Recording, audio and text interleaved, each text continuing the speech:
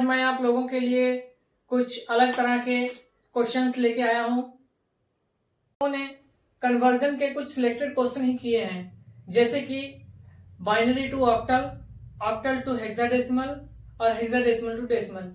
यही सारे क्वेश्चंस अभी तक आप लोगों ने किए हैं। आज के बाद आप लोगों को कन्वर्जन के कोई भी क्वेश्चंस आ जाएं करने में कोई बात मैं और आप लोगों से कहना चाहता हूं कि आप लोग हमारे साथ साथ ही नोट्स अपने बनाते रहिए। ये एकेटिव के हिसाब से, एकेटिव के सिलेबस के हिसाब से मैं आप लोगों को लेक्चर दूंगा। चलिए एक एक करके इन क्वेश्चंस को करते हैं। ये क्वेश्चंस हम लोग का 5 बेस से 7 बेस में है और 7 बेस से 16 बेस में है। तो ये डायरेक्ट हमारा इम्पॉसिबल सा क्वेश्चन हो जाता है कि इस तरह के क्वेश्चंस इम्पॉसिबल से लग रहे हैं हम लोगों को, लेकिन हम अपने प्रीवियस लेक्चर में जो 2 रूल हम लोगों ने याद किए थे उसी के हिसाब से इनको करने की कोशिश करते हैं। तो हमारे रूल क्या थे? रूल नंबर 1 था any base to decimal conversion. किसी भी बेस का डेसिमल में कन्वर्जन कर लेते थे और डेसिमल से किसी भी बेस में कन्वर्जन कर लेते थे। बस हमको डेसिमल को अपना मीडियम बना के कोई भी कन्वर्जन आसानी से कर लेंगे। चलिए स्टार्ट करते हैं।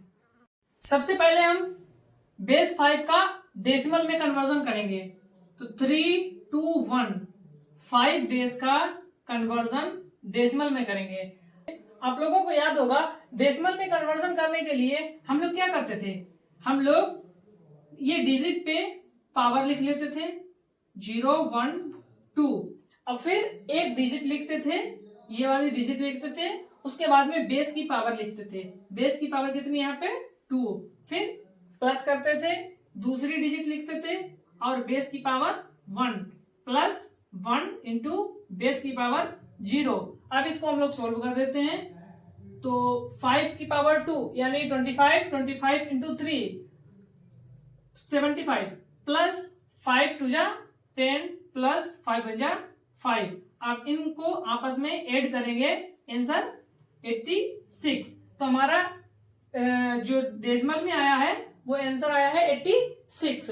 अब इस डेसिमल को हम लोग कन्वर्ट कर देंगे 7 डिजिट में।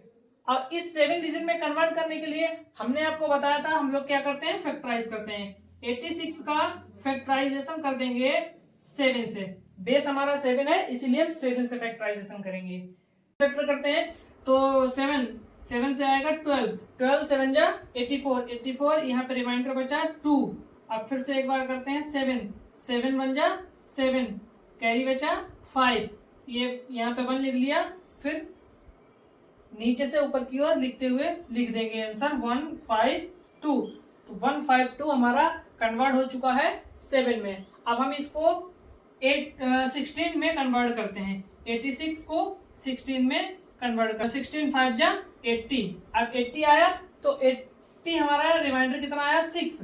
तो ये हमारा आंसर हो जाएगा इसमें 5 और 6।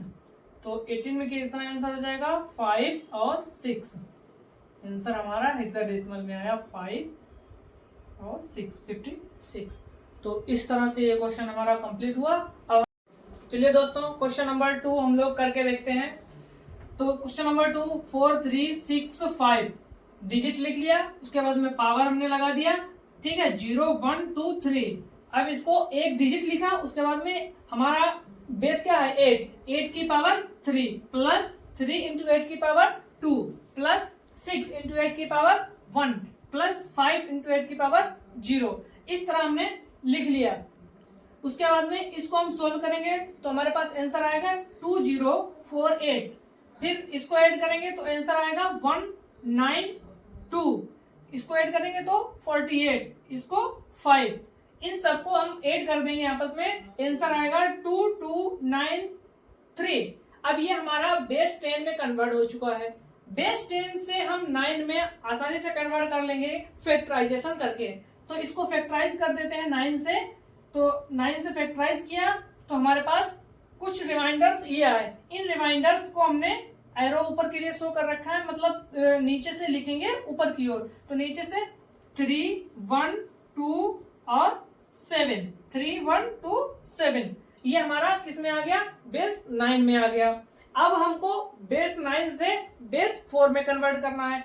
कुछ नहीं करना है, बस हमारा जो डेसिमल में कन्वर्जन आया था उसी का हम 4 से फैक्टराइजेशन कर देते हैं। इसका 4 से फैक्टराइजेशन किया, कुछ हमारे रिमाइंडर्स ये आए, इनको रिमाइंडर्स को नीचे से ऊपर की ओर लिख देंगे।